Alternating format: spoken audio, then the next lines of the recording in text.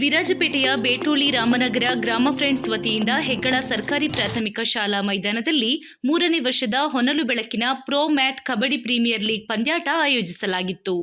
ಕ್ರೀಡಾಕೂಟವನ್ನು ಉದ್ಘಾಟಿಸಿ ಮಾತನಾಡಿದ ಶಾಸಕ ಎಎಸ್ ಪೊನ್ನಣ್ಣ, ಬಡವ ಬಲ್ಲಿದ ಜಾತಿ ಧರ್ಮ ಎಂದು ನಿರ್ಧರಿಸದೆ ಕ್ರೀಡೆಯ ಮೇಲಿರುವ ಗೌರವದಿಂದ ಕ್ಷೇತ್ರದಲ್ಲಿ ತನ್ನ ಉತ್ತಮ ಪ್ರದರ್ಶನ ತೋರಿದಾಗ ಆ ವ್ಯಕ್ತಿಯು ಪ್ರಚಲಿತನಾಗುತ್ತಾನೆ. ಕ್ರೀಡೆಗಳಿಗೆ ಸಾಮರಸ್ಯ ಬೆಸೆಯುವ ಸಾಮರ್ಥ್ಯವಿದೆ. ಸರ್ಕಾರವು ಕ್ರೀಡಾ ಕ್ಷೇತ್ರಕ್ಕೆ ಹೆಚ್ಚಿನ ಅನುದಾನಗಳನ್ನು ನೀಡುತ್ತಿದ್ದು, ಮುಂದಿನ ದಿನಗಳಲ್ಲಿ ವಿರಾಜಪೇಟೆ ವಿಧಾನಸಭಾ ಕ್ಷೇತ್ರದಲ್ಲಿ ಸುಮಾರು 30 ಕೋಟಿ ವೆಚ್ಚದಲ್ಲಿ ಕ್ರೀಡಾ ಪುನರ್ವಸತಿ ಮತ್ತು ತರಬೇತಿ ಕೇಂದ್ರ ಸ್ಥಾಪನೆಗೆ ವಿಶೇಷ ಅನುದಾನ ನೀಡುತ್ತೇನೆ ಎಂದು ಭರವಸೆ ನೀಡಿದರು.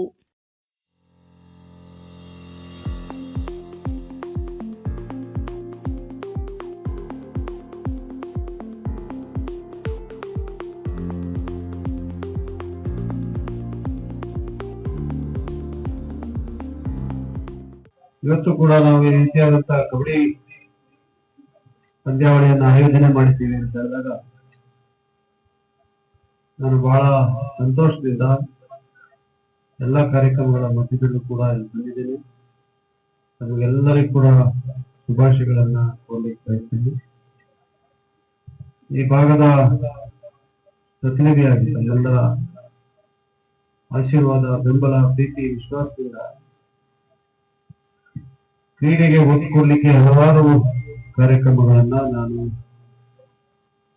ರೂಪಿಸಿ ಇವತ್ತು ಜಾರಿಗೆ ಕೂಡ ತಂದಿದ್ದೀನಿ. ನಮ್ಮ ಪ್ರಣಾಳಿಕೆಯಲ್ಲಿ ಕೊಟ್ಟಂತಹ ಆಶ್ವಾಸನೆ ಪ್ರತಿ ಹೋಬಳಿಗೆ ಒಂದು ಮೈದಾನವನ್ನ ಪುನಶ್ಚೇತನಗೊಳಿಸ್ತೀನಿ ಅಂತ ಹೇಳುವಂತ ದಿಕ್ಕಿನಲ್ಲಿ ಈಗಾಗಲೇ ಹೋಬಳಿ ವಾರ 8 ಮೈದಾನಗಳನ್ನ ಪುನಶ್ಚೇತನಗೊಳಿಸುವಂತ ಕಾರ್ಯಕ್ರಮ ಪ್ರಾರಂಭವಾಗಿ ಕ್ರೀಡೆಯ ವಿವಿಧ ಮೈದಾನಗಳಿರ್ಬೋದು ಮತ್ತು ಪೊನ್ನಂಪೇಟೆಯಲ್ಲಿರುವಂತಹ ಹೆಣ್ಣು ಮಕ್ಕಳ ವಸತಿ ಶಾಲೆ ಇರ್ಬೋದು, ನೂತನವಾಗಿ 5 ಕೋಟಿ ರೂಪಾಯಿ ನಿರ್ಮಾಣ ಆಗ್ತಾ ಇದೆ. ಹಾಗೆ ನಮ್ಮ ಸಂಸದರು ಅಜಯ್ ಬಾಕರ್ ಅಂತ ಹೇಳಿ ರಾಜ್ಯಸಭಾ ಸಂಸದರು, ಅವರು ತಮ್ಮ ಸಂಪೂರ್ಣವಾದಂತಹ ಅನುದಾನ ಅಂದ್ರೆ ಒಬ್ಬ ಸಂಸದರಿಗೆ ವಾರ್ಷಿಕವಾಗಿ 6 ಕೋಟಿ ಬರ್ತದೆ, MLA-ಗಳಿಗೆ 2 ಕೋಟಿ ಬರ್ತದೆ. 6 ಕೋಟಿಯಲ್ಲಿ ಟೈಡ್ ಅಪ್ ಫಂಡ್ಸ್ ಇರುತ್ತೆ. ಕೆಲವು ಪರಿಶಿಷ್ಟ ಜಾತಿ, ಪರಿಶಿಷ್ಟ ಪಂಗಡಗಳಿಗೆ ಕೊಡಬೇಕಾಗಿರೋದು ಬಿಟ್ಟರೆ ಒಂದು 5 ಕೋಟಿಯಷ್ಟು ವಾರ್ಷಿಕವಾಗಿ ಬರೋದು ಅವರ ಪೂರ್ಣ ಅವಧಿಯ ಹಣವನ್ನು ವಿರಾಜಪೇಟೆ ವಿಧಾನಸಭಾ ಕ್ಷೇತ್ರದಲ್ಲಿ ಒಂದು ಸ್ಪೋರ್ಟ್ಸ್ ರಿಹ್ಯಾಬಿಲಿಟೇಷನ್ ಸೆಂಟರ್ ಹಾಗೂ ಟ್ರೈನಿಂಗ್ ಸೆಂಟರ್ ಅನ್ನ ಎಲ್ಲಾ ಜನಾಂಗ, ಎಲ್ಲಾ ಯುವಕರಿಗೆ ಅವಕಾಶ ಮಾಡಿಕೊಳ್ಳುವಂಥದ್ದನ್ನ ಸ್ಥಾಪನೆ ಮಾಡ್ಲಿಕ್ಕೆ ಕೊಡ್ತೀವಿ ಅಂತ ಹೇಳಿ ಅಂದ್ರೆ 6 ವರ್ಷದ ಅವಧಿ ಬಹುಶಃ 25 ರಿಂದ 30 ಕೋಟಿ ರೂಪಾಯಿ ಅನುದಾನವನ್ನು ಕೊಡುವಂತದ್ದು ಒಪ್ಪಿದ್ದಾರೆ. ಕಾರ್ಯಕ್ರಮಕ್ಕೆ ಮುಖ್ಯ ಅತಿಥಿಗಳಾಗಿ ಆಗಮಿಸಿದ ಸಂಸದ ಯದುವೀರ್ ಕೃಷ್ಣದತ್ತ ಚಾಮರಾಜ ಒಡೆಯರ್ ಮಾತನಾಡಿ, ಗ್ರಾಮೀಣ ಪ್ರದೇಶಗಳಲ್ಲಿ ಕ್ರೀಡೆಗಳಿಗೆ ಗ್ರಾಮೀಣ ಸೊಗಡು ಇದ್ದು, ದೇಶದ ಪ್ರಧಾನಿಗಳ ಅಭಿಲಾಷೆಯಂತೆ 2047ರ ಹೊತ್ತಿಗೆ ವಿಕಸಿತ ಭಾರತದ ಪರಿಕಲ್ಪನೆಯನ್ನು ನಿಜವಾಗಿಸುವ ನಿಟ್ಟಿನಲ್ಲಿ ಸರ್ವರು ಪ್ರಯತ್ನಿಸಬೇಕು. ಕೇಂದ್ರ ಸರ್ಕಾರದ ಯೋಜನೆಗಳನ್ನು ಅನುಷ್ಠಾನಗೊಳಿಸುವ ಕಾರ್ಯಕ್ಕೆ ಗ್ರಾಮೀಣ ಪ್ರದೇಶದ ಜನರು ಸಹಕಾರ ನೀಡಬೇಕು ಎಂದರು.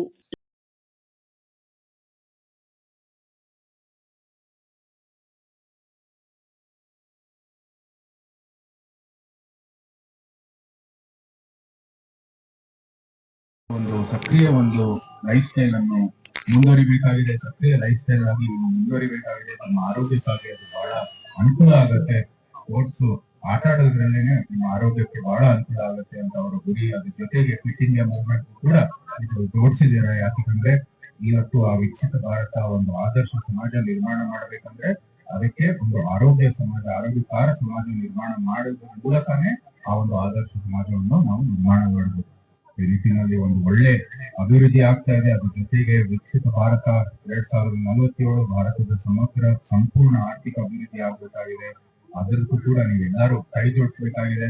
ಆರ್ಥಿಕವಾಗಿ ನಾವು ಅಭಿವೃದ್ಧಿ ಆಗ್ಬೇಕಂದ್ರೆ ಇಂತಹ ಎಲ್ಲಾ ಕ್ಷೇತ್ರಗಳಿಗೂ ಕೂಡ ಅಭಿವೃದ್ಧಿ ಆಗ್ಬೇಕಾಗಿದೆ. ನಮ್ಮ ಕ್ರೀಡೆ ಕ್ಷೇತ್ರ ಇರ್ಬೋದು, ನಮ್ಮ ಗ್ರಾಮೀಣ ಮಟ್ಟದ ಒಂದು ಏನೋ ಪಾರಂಪರೆ ಇದೆ, ಗ್ರಾಮೀಣ ಒಂದು ಅಭಿವೃದ್ಧಿ ಕೂಡ ಆಗ್ಬೇಕಾಗಿದೆ. ಈ ಬಜೆಟ್ ಅಲ್ಲೂ ತಾವು ನೋಡಿರ್ಬೋದು, ಗ್ರಾಮ ಮಟ್ಟದಲ್ಲಿ ಎಲ್ಲಾ ರೀತಿಯ ಸೌಲಭ್ಯ ಕೊಡಬೇಕಾಗಿರೋದು ನಮ್ಮ ಗುರಿ ಅಂತ ಬಹಳ ಸ್ಪಷ್ಟವಾಗಿ ಹಣಕಾಸು ಸಚಿವರು ಹೇಳಿದ್ದಾರೆ. ಪ್ರಧಾನಮಂತ್ರಿಯವರ ಪರವಾಗಿ ನಗರ ಪಟ್ಟಣದಲ್ಲಿರುವಂತಹ ಸೌಲಭ್ಯಗಳು ಅಭಿವೃದ್ಧಿ ಗ್ರಾಮ ಮಟ್ಟದಲ್ಲೇ ನಿಮ್ಗೆ ಸಿಗುತ್ತೆ. ನೀವು ನಗರ ಹೋಗೋ ಅವಶ್ಯಕತೆನೇ ಇರಲ್ಲ. ಅದು ನಿಮ್ಗೆ ಅದು ಒಂದು ಮಾರ್ಗ, ತಮ್ಮ ಉದ್ಯೋಗಕ್ಕಾಗಿ ಅಥವಾ ನಿಮ್ಗೆ ಒಂದು ವೈಯಕ್ತಿಕ ಆಕಾಂಕ್ಷೆ ನೀವು ನಗರಕ್ಕೆ ಹೋಗ್ಬೋದು.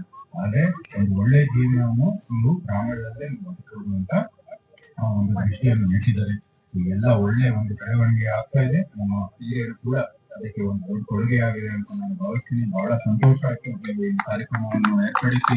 ಲಿಟಲ್ ಸ್ಕಾಲರ್ಸ್ ಅಕಾಡೆಮಿಯ ಆಡಳಿತ ಅಧಿಕಾರಿಯಾದ ಪೂಜಾ ರವೀಂದ್ರನ್ ಸಂದರ್ಭೋಚಿತವಾಗಿ ಮಾತನಾಡಿದರು. ವಿಜೇತ ತಂಡಗಳಿಗೆ ಆಕರ್ಷಕ ಟ್ರೋಫಿ ಮತ್ತು ನಗದು ನೀಡಿ ಗೌರವಿಸಲಾಯಿತು. ಪಂದ್ಯಾಟದಲ್ಲಿ ವಿವಿಧ ಕ್ಷೇತ್ರದಲ್ಲಿ ಸಾಧನೆಗೈದ ಕ್ರೀಡಾಪಟುಗಳಿಗೆ ವೈಯಕ್ತಿಕ ಟ್ರೋಫಿಗಳನ್ನು ನೀಡಲಾಯಿತು. 2 ದಿನಗಳ ಕಾಲ ನಡೆದ ಕಬಡ್ಡಿ ಪಂದ್ಯಾಟದಲ್ಲಿ ರಾಮನಗರ ಫ್ರೆಂಡ್ಸ್ ಸಂಸ್ಥೆಯ ಪದಾಧಿಕಾರಿಗಳು, ಸದಸ್ಯರು, ಗ್ರಾಮಸ್ಥರು, ವಿವಿಧ ತಂಡಗಳ ಮಾಲೀಕರು, ಆಟಗಾರರು, ಪೆರುಂಬಾಡಿ, ಆರ್ಜಿ, ಬೇಟೋಳಿ, ತೋರಾ ಗ್ರಾಮಗಳು ಸೇರಿದಂತೆ ನಗರ ಪ್ರದೇಶಗಳಿಂದ ಹೆಚ್ಚಿನ ಸಂಖ್ಯೆಯಲ್ಲಿ ಕ್ರೀಡಾ ಪ್ರೇಮಿಗಳು ಇದ್ದರು. ವರದಿ ಕಿಶೋರ್ ಕುಮಾರ್ ಶೆಟ್ಟಿ. ಅವರು ಸುಮಾರು ವರ್ಷದಿಂದ ಬಹಳ ಅದ್ದೂರಿಯಾಗಿ ಕ್ರೀಡಾ ಕೂಡ ಆಯೋಜಿಸ್ತಾರೆ ಅಂತ ಕೇಳಿದ್ದೆ ಅಷ್ಟೇ. ಬಟ್ ಫಸ್ಟ್ ನೋಡುವಂತ ಒಂದು ಅವಕಾಶ ಸಿಕ್ಕಿದೆ. ಇದರಲ್ಲಿ ನನಗೆ ಒಂದು ಹೆಮ್ಮೆ ಅಂತ ವಿಚಾರ ಏನಂದ್ರೆ, ನಮ್ಮ ಹೆಗ್ಗಳ ಗ್ರಾಮ ಕೊಡಗಿನಲ್ಲಿ ಸುಮಾರು ಸುದ್ದಿ ಮಾಡ್ತಾ ಇದೆ ಈ ಒಂದು ಕ್ರೀಡಾಕೂಟ ದೆಸೆಯಿಂದ. ಅದು ನಮ್ಗೆಲ್ರಿಗೂ ಒಂದು ಹೆಮ್ಮೆ ತರುವಂತ ವಿಚಾರ.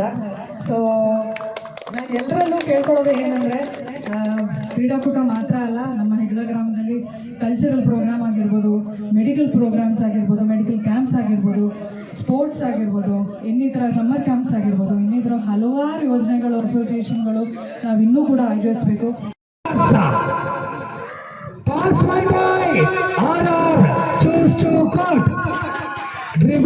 ಆಟಗಾರರಿಗೆ ರೈಡಿಂಗ್ ಅವಕಾಶವನ್ನು ಕಲ್ಪಿಸ್ತಾ ಇದ್ದಾರೆ. ವಿಘ್ನೇಶ ಸುಂದರತೆ ಇದ್ದಾರೆ. ಟಚ್ ಬಂದಿದೆ ವಿಘ್ನೇಶ್. 3-1 ಪಂದ್ಯಾಟ. ಕವಿನ್ ಗೌಡರವರ ದಾಳಿ. ಸೆಕೆಂಡ್ ಕವಿನ್ ಗೌಡ ಉದಯೋನ್ಮುಖ ಯುವ ಆಲ್ರೌಂಡರ್. ಈ ಒಂದು ಕ್ರೀಡಾಕೂಟದಲ್ಲಿ ಅತಿ ಅದ್ಭುತ ಆಲ್ರೌಂಡರ್ ಪ್ರದರ್ಶನ ತೋರಿಸಿದ ಕ್ರೀಡಾಪಟು ಕವಿನ್ ಗೌಡ ದಾಳಿಯಲ್ಲಿ. ಒಂದೆಡೆ ಇಲ್ಲಿಯ ಹಿರಿಯ ಆಟಗಾರ, ಮತ್ತೊಂದೆಡೆ ರಾಹುಲ್ ರಾಮು ಕೂಡ ಹಿರಿಯ ಆಟಗಾರ. 2 ಹಿರಿಯ ಆಟಗಾರರ ಮುಖಾಮುಖಿ ಫೈನಲ್ ನಲ್ಲಿ. ಒನ್ಸ್ ಅಗೇನ್ ಮಣಿ.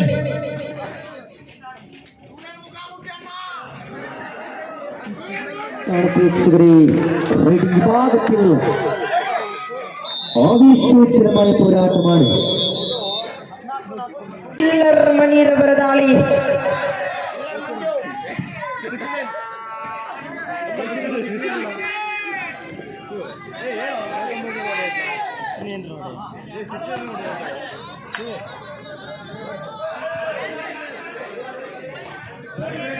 ಕಣದಿಂದ ಹೊರಭಾಗಕ್ಕೆ